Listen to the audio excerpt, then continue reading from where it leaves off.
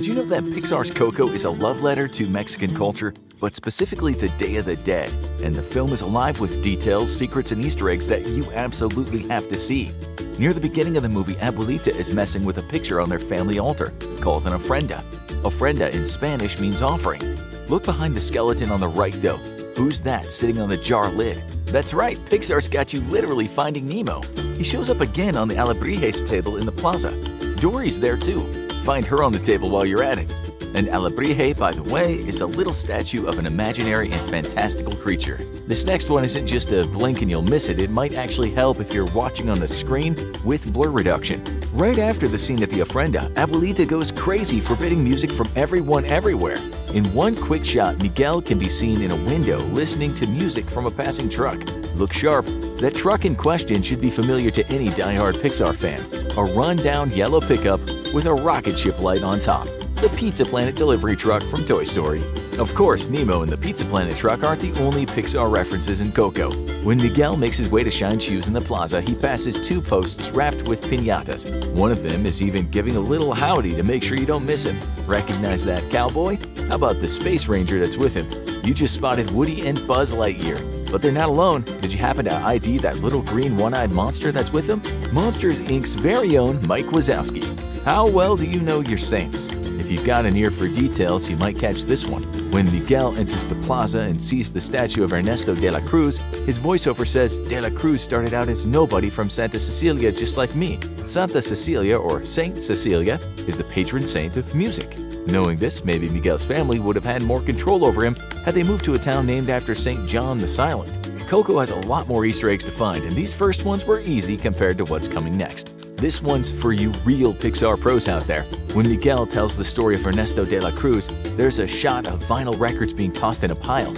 On the corner of one album cover, you'll spot a number, A113. A113 was a room number for graphic design and character animation at the California Institute of the Arts. Many Pixar animators learned their craft there, and the alumni love to sneak that number into projects all the time.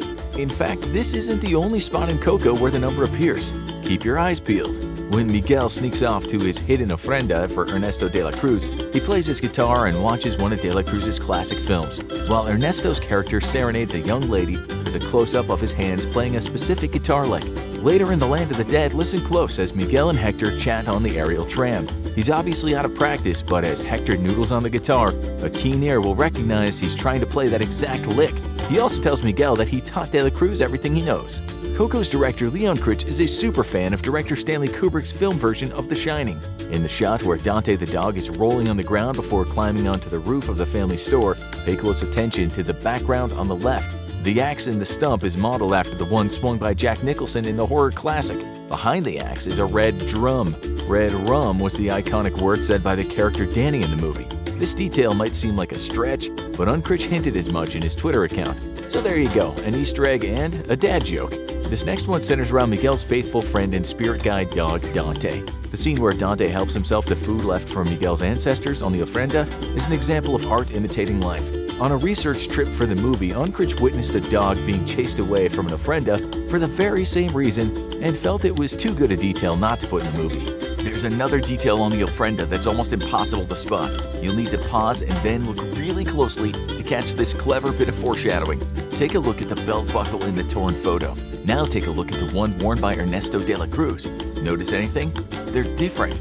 You might think that he was just wearing a different belt buckle for the mariachis. Getting a custom belt buckle is a big deal, a sign that you've really made it. So the fact that Ernesto's is different from the one in the photo is also a pretty big deal for a reveal later in the film. Actor John Ratzenberger's voice is super familiar in the Pixar universe. From Toy Story's Ham to the abominable snowman in Monsters, Inc. and Mac in Cars, there's no denying his trademark tenor. Yet there isn't any trace of him in Coco. Or is there? Pay close attention to the skeleton with the sparkling grill leaving the Land of the Dead.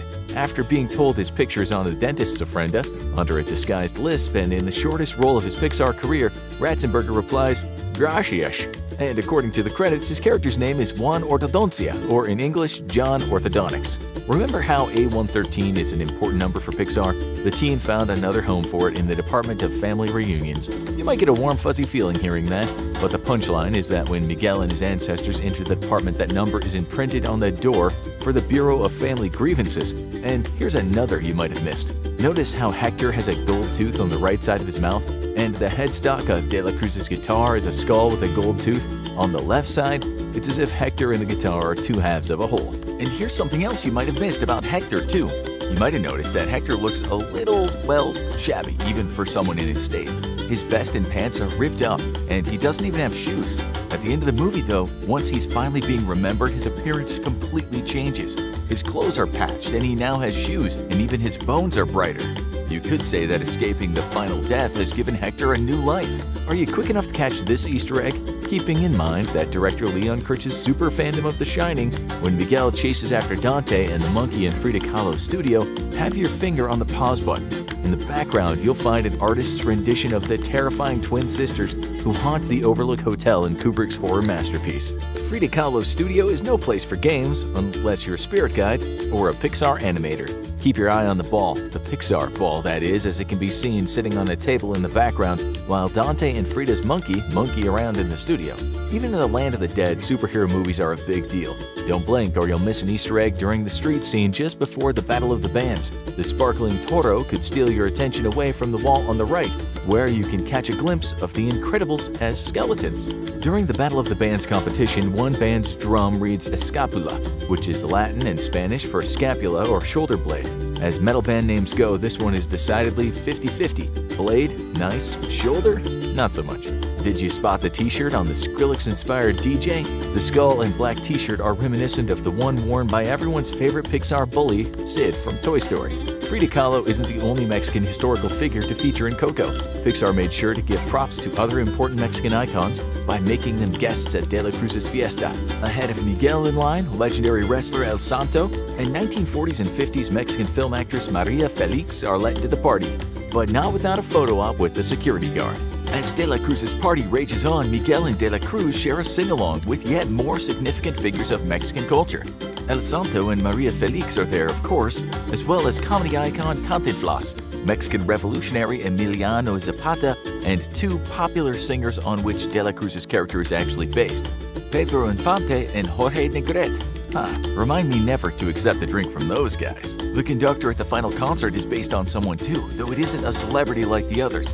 His distinctive blue glasses are the hint as to who he was modeled after. It's actually the film's composer Michael Giacchino, and it looks like he's pulling double duty and is involved with Coco's music both in and out of the movie. The character of Miguel was not always voiced by Anthony Gonzalez. Production went on so long for Coco that the original actor's voice changed and he had to be replaced. However, the original actor's voice can still be heard in the movie. During the climactic chase scene backstage, he's the voice of the stagehand who tells Ernesto de la Cruz he's going on in 30 seconds. Probably the sweetest touch of all comes after the end credits have rolled. A digital ofrenda of family and friends who supported and inspired the filmmakers. You may need to get up close to your screen for this one, but among the portraits, see if you can spot Apple CEO Steve Jobs. And legendary comedian Don Rickles, who voiced Mr. Potato Head in the Toy Story movies, is also there. I hope you liked the video and found some things you missed the first time watching Coco. Make sure you subscribe to Movie Logic for more daily movie facts, trivia, and Easter eggs.